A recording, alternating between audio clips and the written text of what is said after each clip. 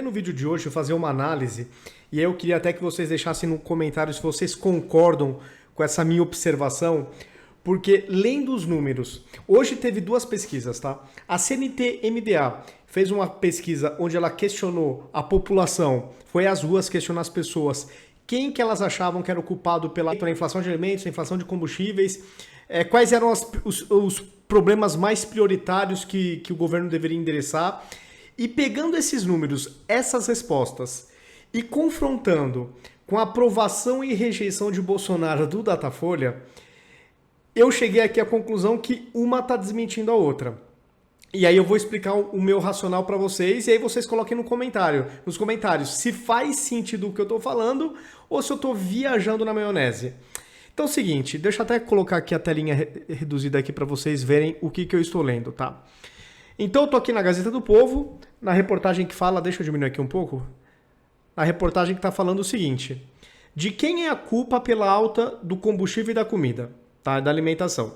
Então aqui na pesquisa CNT-MDA, a primeira pergunta é o seguinte: quem o senhor considera como o maior responsável pelo aumento dos preços dos combustíveis no Brasil? Aí 32% das pessoas falam que é o presidente Bolsonaro.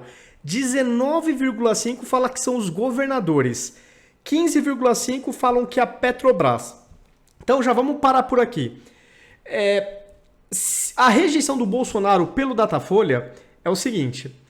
Isso aqui estou no Correio Brasiliense de hoje, tá? 16 de 12 de 2021. Datafolha. Bolsonaro tem 60% de rejeição.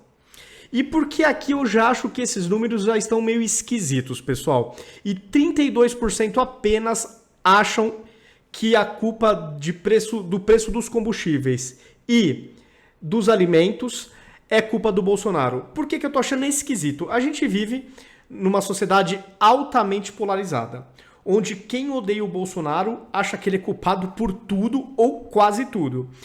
Aliando-se a isso, a gente tem uma imprensa que majoritariamente culpa o Bolsonaro pela inflação de alimentos, inflação de combustíveis, por tudo a culpa do Bolsonaro. Por exemplo, Estados Unidos está com a inflação mais alta dos últimos 30 anos. O que o mundo inteiro fala? Culpa da pandemia. Alemanha está com a inflação mais alta dos últimos 20 anos. O que a imprensa fala? Culpa da pandemia. Reino Unido ontem anunciou que está com os juros mais altos dos últimos 10 anos. Culpa da pandemia. Chega no Brasil, que também sofreu as mesmas consequências dessa maldita pandemia, só que aqui já começam a falar que a culpa é do Bolsonaro, tomou medidas erradas, genocida, blá blá blá, começa toda aquela lorota para depois culpar o Bolsonaro.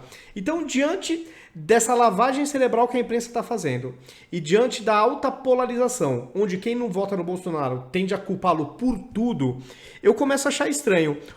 A pesquisa CNT-MDA, que não sou admirador, tá? Não estou validando esses números. Só estou tentando mostrar para vocês que uma está desmentindo a outra. Se o Bolsonaro ele tem uma rejeição, de acordo com o Datafolha, de 60%, e ainda de acordo com o mesmo Datafolha, o Bolsonaro teria 22% de votos e o Lula vencendo quase no primeiro turno, com 48%, ele até vence no primeiro turno porque a margem de erro é de 2 pontos para mais ou para cima. Então aqui o Lula pode até sim vencer no primeiro turno de acordo com o Datafolha. E o Bolsonaro tem 22%. Então como, numa sociedade altamente polarizada, um presidente que, de acordo com o Datafolha, tem 60% de rejeição, 22% de votos no primeiro turno. Como que pode a pesquisa CNT-MDA mostrar que 30% da população brasileira acha que o Bolsonaro é o responsável pela inflação de combustíveis e de alimentos? E o pior, o que me chamou mais atenção, os governadores estão com 15%. Então a população ela não tá tão cega assim.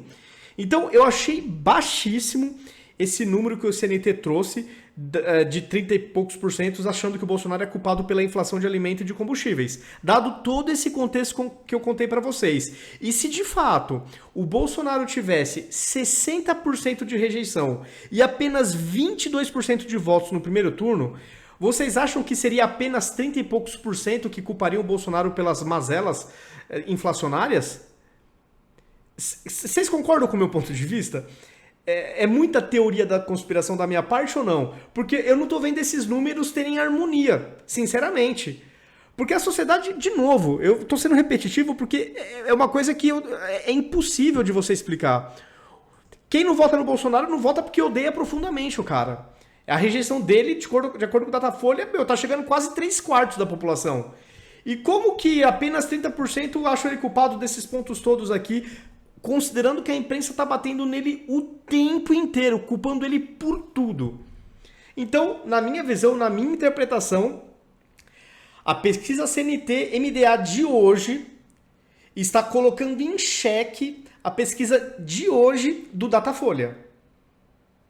Coloquem nos comentários se vocês acham que faz sentido essa minha análise, cruzando essas informações e todo o contexto que a gente está vivendo. Se vocês acharem que não, coloquem no comentário, pô, cara, não tem nada a ver, você tá aí viajando. Mas eu tô vendo incongruência desses números. Ou a CNT está desmentindo o Datafolha, ou o Datafolha está desmentindo a CNT. Porque se fosse verdade os números do Datafolha, aqui no mínimo 45%, 40% de 40 a 45% das pessoas estariam culpando o Bolsonaro. E os governadores não teriam esse 20%, vamos arredondar, e os governadores com 20% da culpa de acordo com a pesquisa. Pô, os governadores são basicamente antibolsonaristas. Então tá difícil sustentar esses números. Então, pessoal, eu já não acredito na pesquisa Datafolha. Pegando os dois resultados da CNT-MDA e do Datafolha de hoje, aí pra mim é certeza. Tem muito mais ideologia e torcida do que ciência nessa pesquisa Datafolha. Concordam comigo, pessoal, baseado no argumento que eu estou trazendo e comparando com a CNT-MDA? Comentem, se concordam, se gostaram do vídeo, compartilhem, me sigam nas redes sociais, ativem as notificações e até o próximo vídeo.